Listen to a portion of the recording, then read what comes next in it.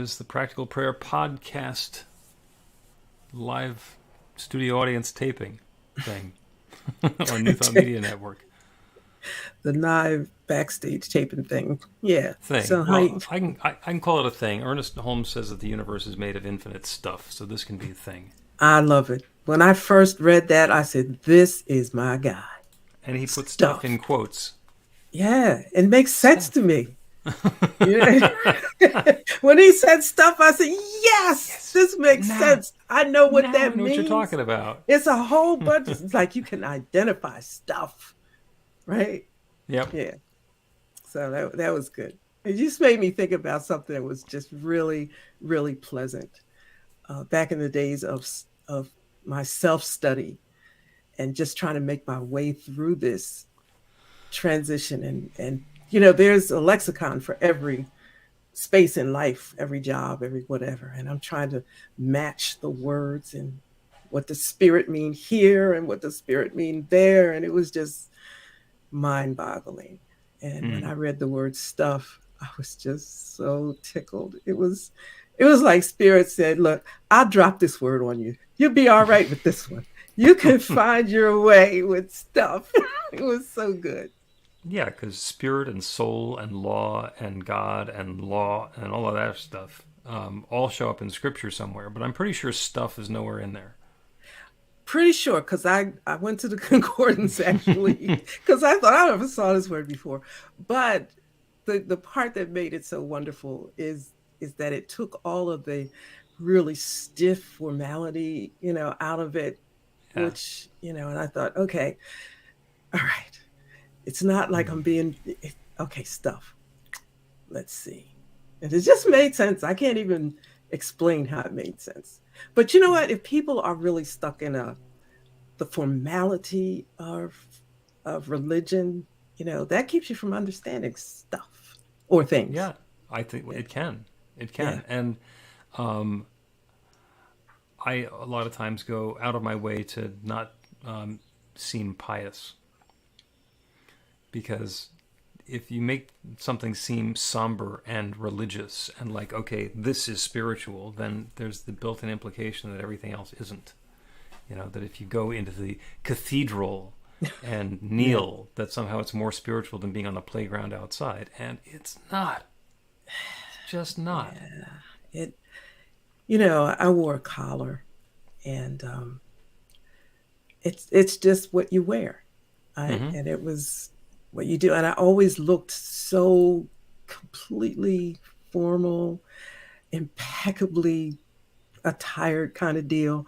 It's like I was in corporate America for 12 years, and it just seemed like I was trading the pinstripe suit for the collar. For the collar. And listen, let me tell you, I had some fabulous pinstripe suits, and I am sure. I am sure. Scarves and everything went with it, man. You do not look any less flashy or pious than you would in your collar or your pinstripe suit. Hey, that's me. You're still rocking it.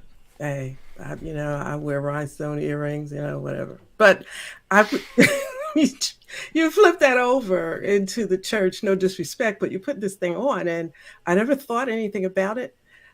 But then after a while, you start realizing that it is a barrier. Oh, yeah. Because people, they see that, and then there's this preconceived notion about you, and not just what you, but what you are going to say. So if you want to say something different, it's hard to be perceived and received when you got this barrier there.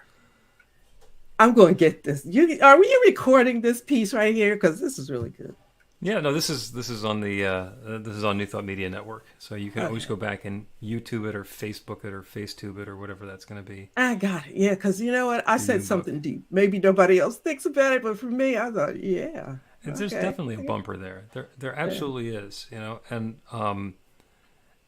there are people who think that once they know that I'm a minister, they can't tell me a dirty joke, and they doubly feel like I'm not going to tell them one. Well, all right. I get you, right? Yeah, and when you're wearing the collar, it's like nobody's going to walk up to you and say, hey, did you hear the one about... No, they're not. Right. But also, Yeah, I'm not going to tell you a dirty joke anyway, but still, it's like this. If I really want to take you beyond a certain level of your thinking or a certain, let me not try to be so deep either with that because that could sound something. Give you a second thought. That's what I like to use. If I offer you a second thought, that is not received well with the whole collar barrier and the title thing. And please, no disrespect. I mean, I got titles, plural, that I could use, but I don't because it just, if I come on and you use these titles, you're very likely not going to hear a lot that I say. Really, not you, but in certain situations. Somebody, yeah. Well, I mean, I heard that when we were recording the intros for the show. My daughter did one of the voiceovers, and she says, 3 different traditional denominations. It sounds like you're trying to dance around something or hide something. It's like, no, we just didn't name them, but that was her perception. So, but then Yeah, again, that's the way she listens to stuff. So she thought that there was some sort of subterfuge or obfuscation, to use fancy words that mean hiding. yeah. You know what? And not even that unusual because as I was going through that, people would say, "Oh, you just can't make up your mind," and I'm thinking, you like are so totally shallow. If that's what you think, like there's only one lens for you to look at. Hey, come down off the porch, right? Nothing's going to happen to you if you take a look across the street. But you can't change the way people look at things. I just try to strip away as many of the barriers as I can. Um, and sometimes it works good and sometimes it doesn't, I mean, like I'm just Carol, right? Everything else is stripped away. I got a reason for that. Yeah, But in some situations that is not going to work. And I recognize that. yeah. And I sometimes like to throw a truth boulder into their little fish pond.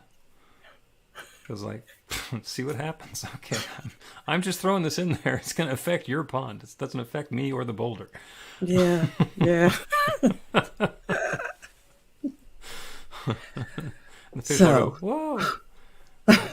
So one more comment about my daughter. She currently considers herself to be an agnostic. And I say, oh, that's an atheist with commitment issues. it's like a journey. Yep. And there's nothing you can do. Nothing you can do about it. You can see it all over the place in every situation. It's the journey. Yep. Well, you want to record a podcast episode? Yeah. All right. So Sure. I'm going to click the button and you're going to hear my daughter Tori's voice. A practical prayer is a prayer that works. These discussions between Reverend Bill Marchiony and Carol Lawrence dive into the details of how it works and how to work it. Reverend Bill is a New Thought minister and the author of Practical Prayer for Real Results. Your new life begins with a new thought.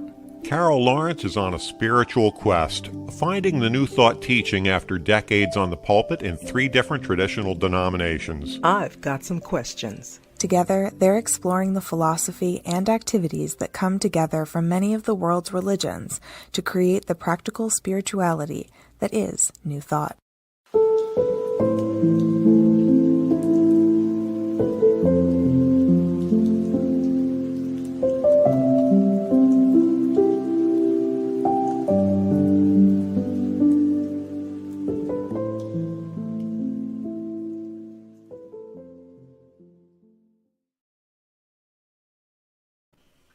Welcome to the Practical Prayer Podcast. I'm Carol, here with Reverend Dr. Bill Marchiony.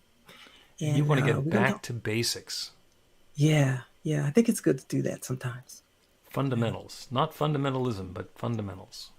Thanks for that clarity. Some people have an allergy to the word fundamentalist. I do. Have you noticed? Yeah, I do.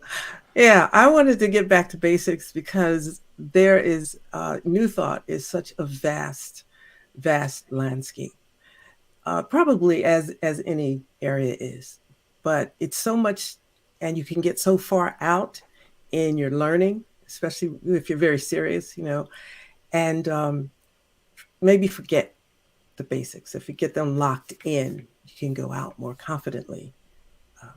So that's my thought. Okay. And Because every now and then I have to go back to basics.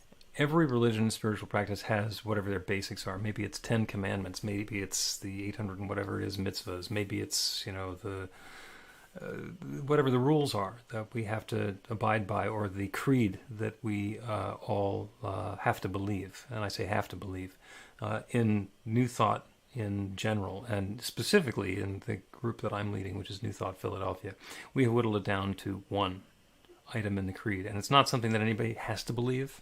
It is simply the glue that holds the organization together. And if somebody doesn't believe it, then they are going to feel very out of place. So, and that one is, and we say it every Sunday morning, we believe there's one power, love, intelligence, or force that creates everything, including each of us, and that we each use that same power, love, intelligence, or force to create our lives according to our beliefs. Mm-hmm. That's the whole deal. That's all of it. That is the basics. That's what we believe. Now, the rest of it is, well, what does that mean, and how does it work, and how do I engage with that, and why does the world look different than that, et cetera, et cetera, et cetera. So that's not the end of the story. That's the beginning of the story. Mm-hmm. But it's the foundation that if you can, for me, if I get far out and I can come back to that one basic thought, it clarifies or puts everything in perspective for me. Then I can go further,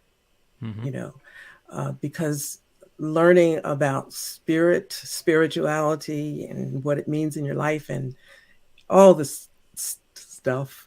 We use that way, all this stuff on the journey can get you confused at points, which I think is a wonderful thing, to get confused, because then you stop, you think, you reset, but to be able to have that one place to go back and say, okay, this is about one. So if I could start here, and the one is God, like this is me now. I don't know about the formal, expression of it, but I'll say, okay, this is one. I've got my hand on the buzzer. If you say something incorrect, I'll ring you. Yeah, I bet. So I'll go back and say, okay, this is one. There is one mind, right? That's my thing. This is one mind. So sit down and figure that out. One mind. You can find your center there. You can find the place to start and then go from there. Mm-hmm. How does one mind gel with what's going on right here? That makes sense. Yeah. Yeah. And it's one mind is a way of looking at it, one presence, one power, one source, one creator. Mm-hmm. It's all one. And we're just talking about it, whether it's a mind when we're thinking about intelligence or conscious intent, or we think about it as a love when we're thinking about the sharing and the connection, and we think about it as the presence when it's the stuff. So implied, packed into that statement of belief is all of that. There is one power, love, intelligence, or force that created everything. And it did that by sharing itself, because there's nothing but the one. It didn't have any raw materials to work with. There wasn't the one plus a big pile of things to do something with. The one began sharing itself. And everything that exists is part of that sharing. And that's the basics of how we get into practical prayer. The first step in a practical prayer is to recognize that there is only one. There is only one, whatever we're thinking about. Love, intelligence, presence, power, thingy. and sorry, another technical term. And the second thing is that because there's only one, then I must be that one. There is no possibility that there's the entire manifest universe. And separate from that is me. I am not a bystander. I'm not an outsider. I am a full-blown participant. I am created by that same power. And everything that exists in the universe is created from that one, including me. So that's the second step. Because once I understand that I am an expression of that one, I am that one shared, there's nothing that's necessarily held back. Everything that's available from the one through the one as the one is available to me. It's not like there's special dispensation that the divine is going to be more present in Carol than it is in Bill. Might be more fully expressed. You might be rocking it much more than I or somebody else might be. But the potential is there for every part of creation to express the magnificence, its oneness. And that's the second step in the prayer. And after that, we get to the second half of the statement, and we use that same power, love, intelligence to create our lives according to our beliefs. What we're going to do is whatever it is we're believing. The third step in the prayer, that's our affirmation or our realization step. We're claiming that good, whatever it is, whether it's a wonderful relationship or prosperity or vibrant health or the reversal of an illness or some challenge that's going to transform into a wonderful opportunity, or new ideas and opportunities for how we express ourselves in the world and how we share our gifts, or even for the ability to deepen into our spiritual awareness even further. Whatever it is that we're inviting in, we do that as a partner with the infinite, and we invite that good to unfold in our lives. And that's the third step. And then we end with gratitude. Thankful for all the good, thankful for whatever it happens to be, and then we release it. Because it's not a mental gymnastics activity where we have to hold that thought and like lift it up like Atlas holding the world in order for that to happen. Once we say it's done, it's done. And that becomes, it's like an arrow that's shot out of the bow. You don't have to chase after the arrow. It's going to go where it's going. And we can then go shoot at something different. There's a practicality. I was writing as you were speaking. That's a lot, right? But I gave the entire belief, and I gave the formula for practical prayer, and we haven't gotten to the first break yet. I'm not even sure it was like 3 minutes. You did this whole thing, right? I'm thinking, let me grab my pen, right? Because I know what I'm thinking and what I'm feeling, what I went through to make it clear for me. So I looked at it like this. There's only one, right? And I'm sitting in this one. Mm-hmm. Okay, so there's one spirit, and that spirit is emanating through me. However it does that, it does. Mm-hmm. So here's me now. Okay, what part of that spirit do I need at this moment in question? So I'm a writer. A lot of times I need infinite intelligence. Like what? So I can actually sit in my chair, my meditation chair, right? I'm saying, okay, I know I'm in spirit. Spirit's in me. Okay, I got that together. But right now, I am not interested in love. I'm cool with that. Mm-hmm. My kids love me and whatever. Right now, I need a little intel on something. Divine mind. So would you let's just open myself up to what the one mind, that one might be saying, but I have to zero in on that. Like when you say open yourself up to, this stuff so easily. Like you just like, oh yeah, 25 years and it's like automatic. Yeah, I'm like, hold up. It took a little doing, It's just I just make it look easy. So I'm like, hold up, okay, open yourself up to. All right, sit there quietly. What would infinite intelligence think about this? So you can easily put your own spin on it, based on your belief system and what you heard before, right? That's no good. Okay, so what you got to put that thing through the grid. You got to shampoo it up, right? Does this what I might have initially thought? Is it in alignment? Does it line up with, spirit as I know spirit to be? Mm-hmm. So I like to call it work. You don't like to call it work. I don't like to call it work when it seems like effort. There is definitely some attention and persistence that's required. But no effort struggle. Is fine. Effort's fine. For you, effort's fine. You used to be a card-carrying control freak. You gave that up. No. Listen. You got to put some energy behind this, all right? Because you're undoing stuff. Here's the term you used to use. For me, you said you're doing some heavy lifting. Mm-hmm. Yes, it is. Yes, for you, it's heavy lifting. That's right. Does it mean something different if I say you've got this intention, you've got the thing that you want to bring into the world, and you got to do the dance? That's too soft. See, That's too soft. that didn't make it past No. Carol's guardian at the gateway. No. Now, listen, I'm not trying to be hard, right? But see, it's whatever you think. Now, I dance. I dance almost every morning. And I am doing no heavy lifting. That is my worship. I'm hanging out with spirit. I got the music that I like, man. When I get finished, I'm ready to take it on. And for a wallflower who is afraid to be seen moving themselves in public, dancing seems terrifying. They'd much rather work. I don't know about all that. I'm just saying. Oh, no. Whatever it is that works for you, right? But I'm saying that when it's time to sit down and really kind of get at what I need to get at for whatever it is, I'm not dancing. No. Right? When I need infinite intelligence talking, I am not going to dance. You are going to do the work. A Hey, gardener is going to tend their garden. I'm turning the music off. First of all, because I turn the music off, ain't no thinking happening.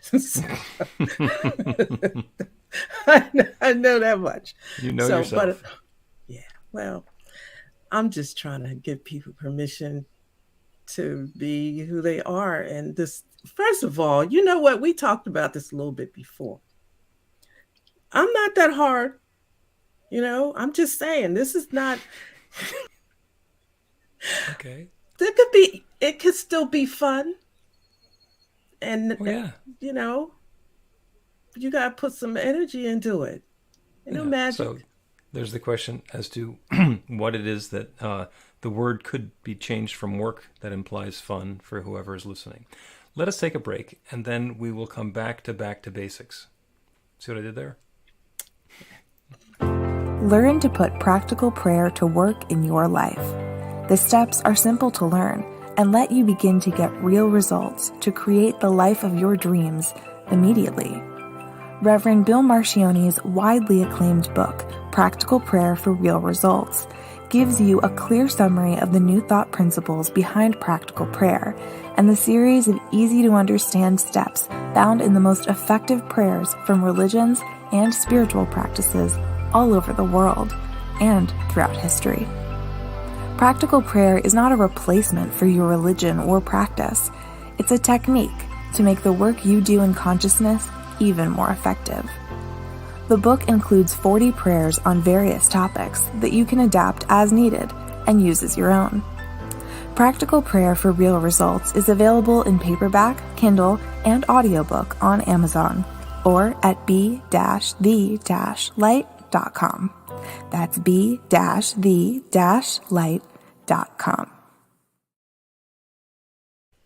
Welcome back to the Practical Prayer Podcast. I'm Carol, here with Reverend Dr. Bill Marchiony. And we're talking about work, but it doesn't feel like work. Is it work? No, it doesn't. No, for you, it doesn't feel like work. Because I know it is. You know what I mean? Yeah. I know it is. And it's the attitude that you take into it, I think. Because I already know that, for example, if there's something that I'm trying to unravel, I know that I'm going to have to put some energy. Maybe I have to read it 4 times. Maybe I have to outline it a bit when I read it and then try it again. That's the work. But it's not unpleasant because I know I'm going to come out with the understanding. I know I'm going to get it right. Mm-hmm. If I can't, I can call you. I can call somebody. I can even, I do talk to ascended masters. I can do that too. Okay. So it's energy. There are steps. It's things I have but I don't care and it's even fun. Yeah. You know, which I really love to exercise. I do some sort of exercise every day. And when I exercise, the mental image that I get is me getting really sweaty and coming back with muscles that feel different than they felt before. And I am very comfortable calling that a workout because that's where the sweat comes up. And that's okay as far as I'm concerned. It's not a good workout if I don't have to change my clothes afterwards. There are other people, friends of mine, who, when they go to the gym, they intentionally don't call it a workout because they don't like to think of it as work. So I'm going to go do my exercise. I'm going to burst forth with beads of joy. And it's all about the way that is understood and perceived and expressed. And it's not like my way is the good way and their way is wrong. It's not like the way that Carol does it is the only way that somebody can do it. If it works for you, then it's great. Mm-hmm. And some people equate working with struggle. Some people equate work with somebody else telling them what to do.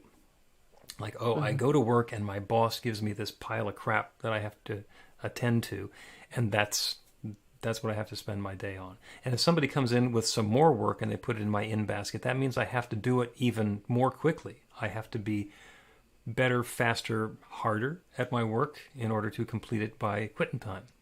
And thinking of work that way, it's like, oh, who would want to have something additional, unwanted, dumped in my inbox that I have to take care of before I go home and do what I really want to be doing? So the word work is perfect for you. And so I'm not making this point for Carol. I'm making this point for everybody who's not Carol.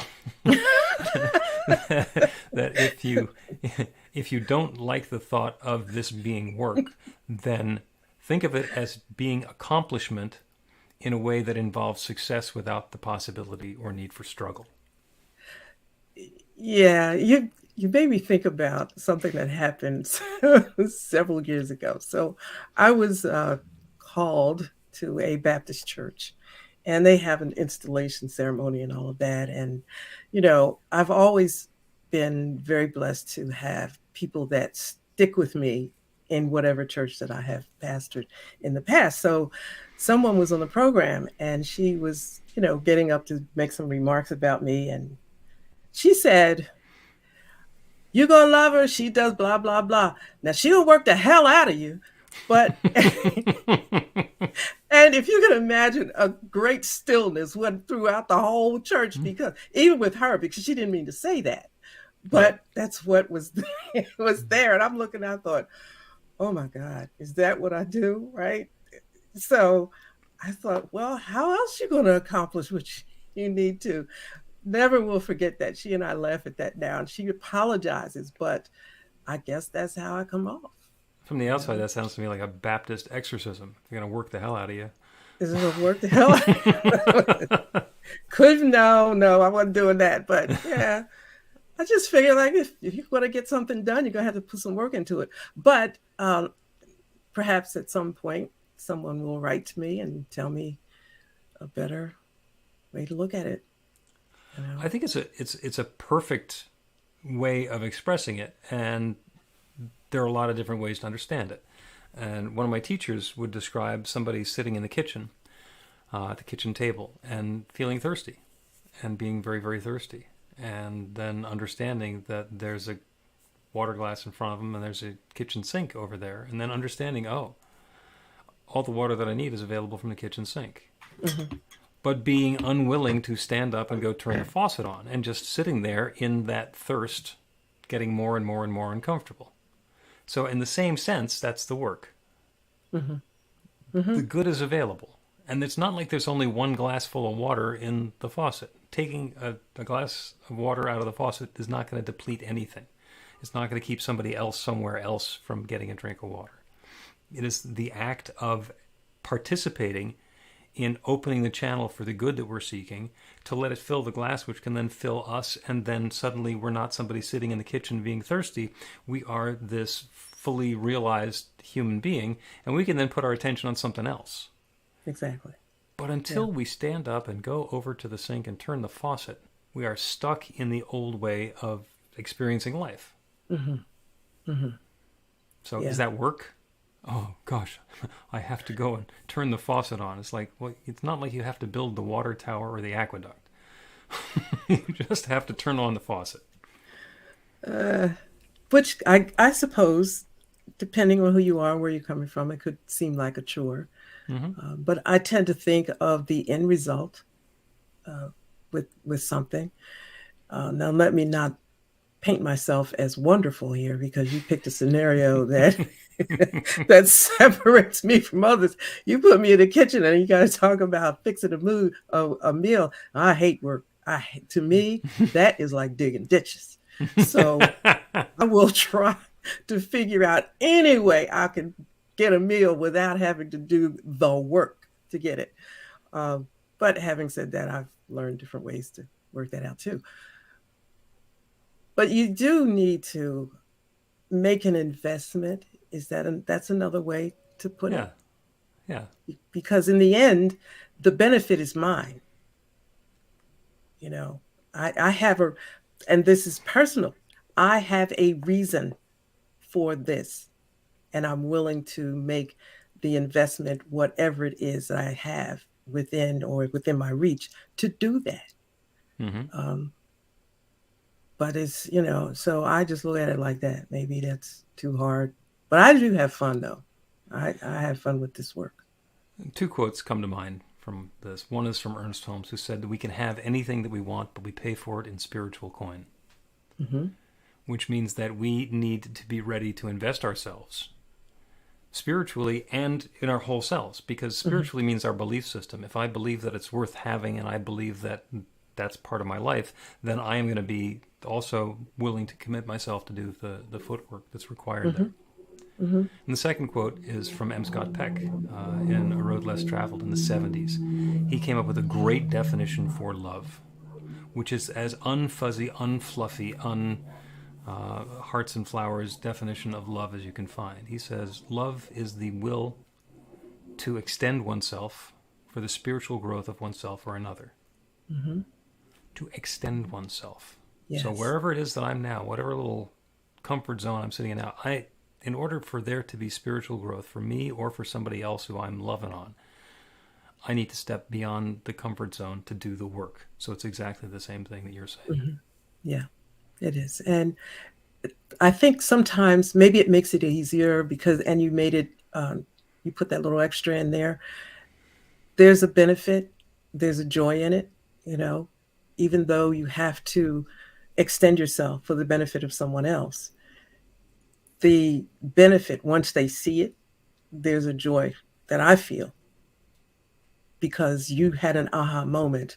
And there's something that I did, like if I had to study for 3 hours to bring you a lesson and you got an aha moment, well, you didn't get the whole doggone lesson. Maybe something, there's probably one or two things in there. But to me, that's worth it. It's Oh, worth yeah. every bit of the work that I had to do. Yeah. Yeah. In the But Peanuts cartoons, when they're, the animated ones, whenever the teacher is talking, actually any of the adults, but especially the teacher is talking, it's going wah wah wah wah wah wah wah wah wah wah wah wah yeah. wah wah, which is really mocking the adults and the teachers. Hmm. But everything that the kids learn came out of their wah wah wah wah wah wah ding light bulb. So that's exactly what you're saying. I can stand here and go wah wah wah until somebody gets it. Hmm. That's fine. That's fine. Sometimes I get impatient, but that's theirs. Well, there has to be a knowing that if infinite intelligence, let's go back to the one, infinite intelligence is working through you or emanating through you or manifesting through you, whatever way you want to express it. It's something that's coming out. You trust it. You trust the knowing of that one that you understand. It's working there for you, and keep going. Just let it flow. And always, I used to do these sermons, right? This is like 100 years ago. And they might be an hour long, right? Okay, don't fade anybody. I don't do those kind of sermons anymore. But back in the day, that's what it was. If you come with a half an hour, they're thinking like you wouldn't, hey, what's wrong with you? You didn't prepare. You didn't prepare. So very well nobody's getting the whole hour of all that you put out there. You better not put no junk out there now because it's being taped. Back then they were being taped, and so you want it to be substantive, but that only one or two little nuggets are hitting, but it may not be the same nugget that the person sitting next to them got. You have to be okay with that. You don't have to be okay with it. And people think that, and they say, well, this is a thankless job. No, it isn't. It's a wonderful job because I don't always get praise. I don't know about you, but I don't always get praise. But it doesn't matter to me, because your praise doesn't really, it's fine. I know. Let me get back to you, what you said, that one. I know that that one infinite intelligence is doing its thing right now. When I push the on button, Yep. right? Yep. It's doing its thing. And I walk away and say, okay, that was it. Somebody got something. hmm Every Sunday morning at New Thought Philadelphia, we do prayer work stories, which in the rest of religious science they call demonstrations. And that's the result of the prayers that have the people have been doing to set an intention for a new experience. And these are the success stories, the expressions of joy of how it happened. Of somebody who just moved into a new house on a huge piece of property and set the intention that they wanted to get a snowblower and they wanted it for free.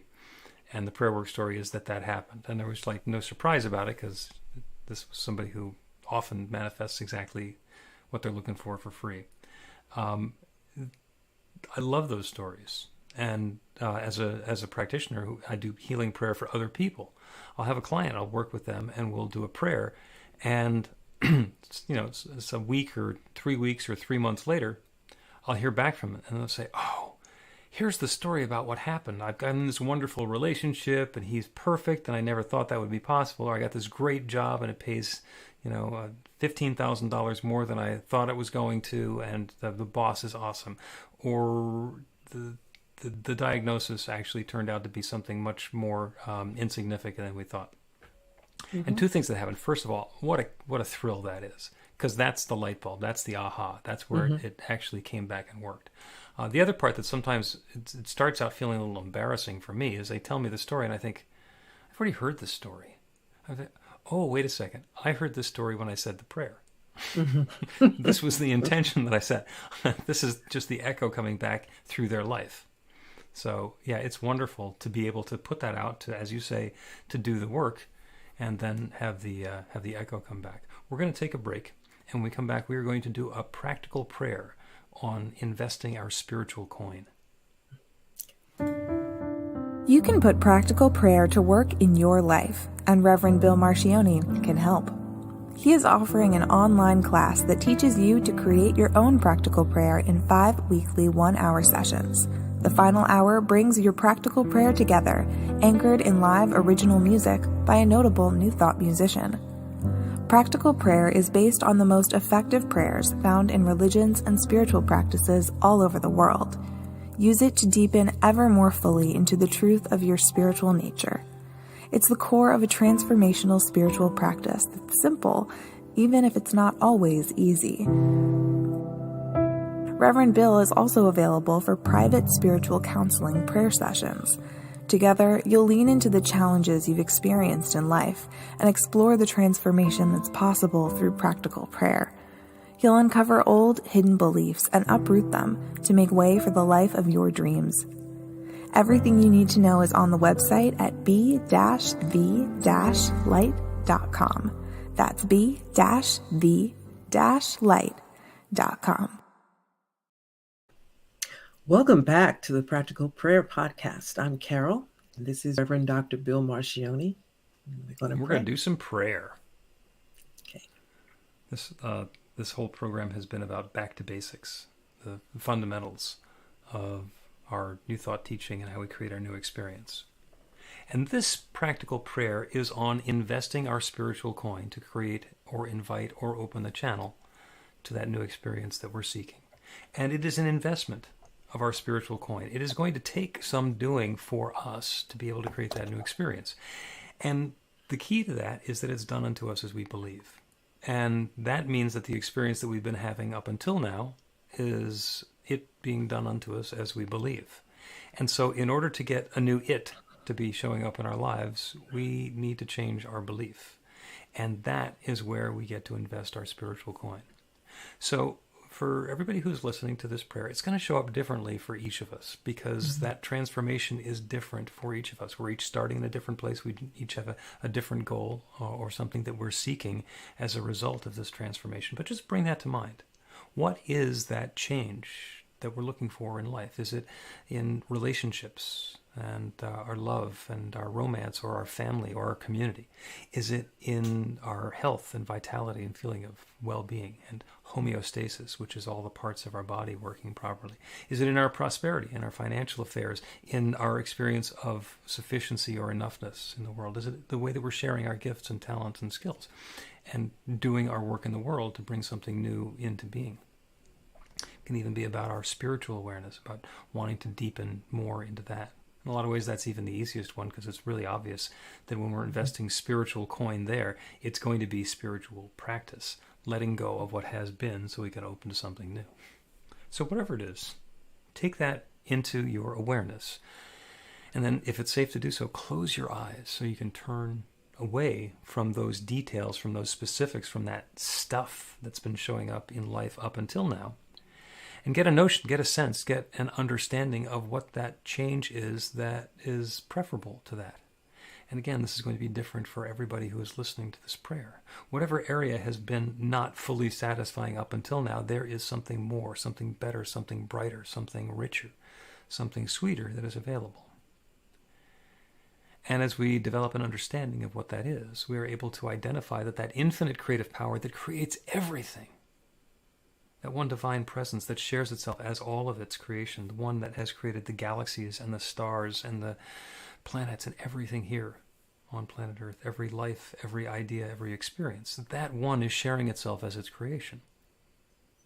That one is sharing itself as each of us right here and right now. And that one is available to share itself in a new way to bring this good into our lives.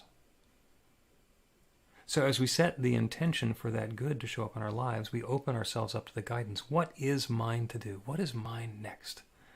Where is it for me to invest my spiritual coin, to change the path that I've been on, to take the next step in a new and more uplifting direction? What is mine? And to know that each of us is guided to invest that spiritual coin, to take that next step in a direction, in a manner that brings more of good into our lives. We are fully participating in this co-creative process. The infinite creative power that creates everything is creating this, and it does so according to our beliefs. So each of us now is doing whatever is necessary to change that belief, to open a new channel, to invite in that newness. So that infinite creative power creates that newness for and through and as and with us. And this good is underway now. I'm so grateful for it. I'm so grateful for the willingness of each one to take this step, to be involved in this process. I am so grateful for the way that this love is unfolding. I'm so grateful for the awareness of this creative process, and to be able to speak this word on behalf of each one listening, and to know without any question, hesitation, doubt whatsoever, that this is underway now. It's underway now. And so I let it be. And so it is. Amen. The Practical Prayer Podcast with Reverend Bill Marchiony and Carol Lawrence is a production of BeTheLight.com. be-the-light.com. Where you can find more information about practical prayer for real results. Our theme is by Music of Wisdom. You can learn about the spiritual community of New Thought Philadelphia with daily guided meditations, Weekly celebrations of spirit, and Reverend Bill's classes in practical spirituality at newthoughtphilly.org.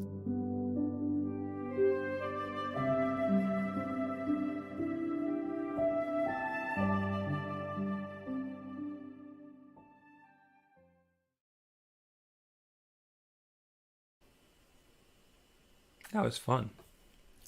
You know, we didn't talk about. Something happened to your mic. Say it one more time. You know that we didn't talk about what we said we were going to talk about. You mean I the mean, we metaphysical- talked about foundations, but remember the V? Yeah, we didn't talk Yeah. about the metaphysical symbol. So perhaps I was just being humbled into putting it on the website before we talk about that. Okay.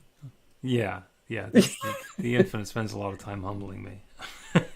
All right. Listen, Not so much. that's a personal thing. That's between you and Spirit. Between- I don't know anything about all that. I'm just saying the conversation was really, really good. It was fun. Couldn't have It was orchestrated that, but I was kind of smiling. I said, "We ain't talking about the V," because I was trying to get to the soil. But there's always next week, maybe. Maybe. I was at a meeting of the International New Thought Alliance executive board last week, and they asked me to do the opening prayer. And so I said, well, here's something, and this is something that I got directly from Carol. I said, here's something that we almost never do in New Thought, is to start by saying, let us pray. And they were all tickled by that, and they all noticed, yeah, we don't. And several of them said, well, I'm going to start saying that and see what happens. It's just to let us know we get started, you know. I understand. I remember one hint you told me that I could use to know, and I'm thinking, that means I got to watch your eyes. Okay. I need a hint. What, for when I close them? Yeah, you told me, we were talking about the morning, when we meet in the morning. And I said, you know, I'll never know when you start praying. Or he said, well, you could, and you gave me this little clue about when I'm going to know. And listen, don't even worry about it. Like, I'm just, whenever it feels like to me, it's prayer. That's just when I go with it, you know, because there's a lot of purpose. There's a big purpose piece in the front that you probably don't even call purpose. Right? Well, I call it purpose. I just don't necessarily call it out as purpose. When I'm doing, especially the daily meditations, we just sort of chat for a little while, and suddenly the meditation and prayers start to happen. But you know, what you're talking about before, this does not need to be pious in any way. There's no need to wear a collar. When I was doing comedy on the radio, I did characters, and one of my characters was Manny. Manny's like kind of this made guy from Philly, you know, who kind of talks like this. So I can actually do a prayer as Manny and whatnot. And it's hysterical, but because it's just like a complete contradiction in terms. But Manny can do a prayer because he knows that there's like one, right? You know, so it's a big, it's as big as you can imagine and like bigger. Okay, but it's still the same, right? It's still the same. It just catches people by surprise because it's not, you're not supposed to have a prayer in the middle of a comedy routine. You did that. Okay. Come to the Anton conference this fall. The talent show is wacky. I'll bet. All right, we will not be doing this broadcast next week because I will be in Chicago for the prepping for the INTA World Congress. So, and with all of my New Thought Media Network buddies along to help out. So we will return in 2 weeks, but the podcast keeps on going every Wednesday morning. Okay. All right. Well, thank you. All right. See you.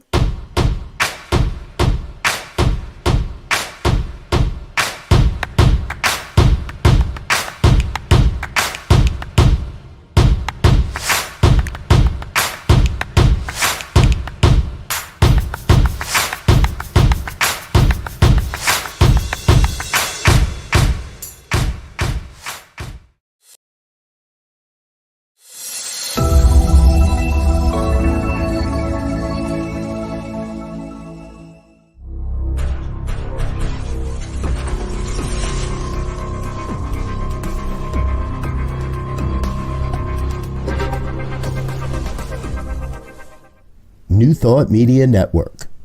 We are a global broadcast network of positive music, media, and entertainment, inspiring humanity's evolution along the journey of enlightenment and creating a world of love, peace, empowerment, and prosperity for all. New Thought Media Network. Positively inspiring.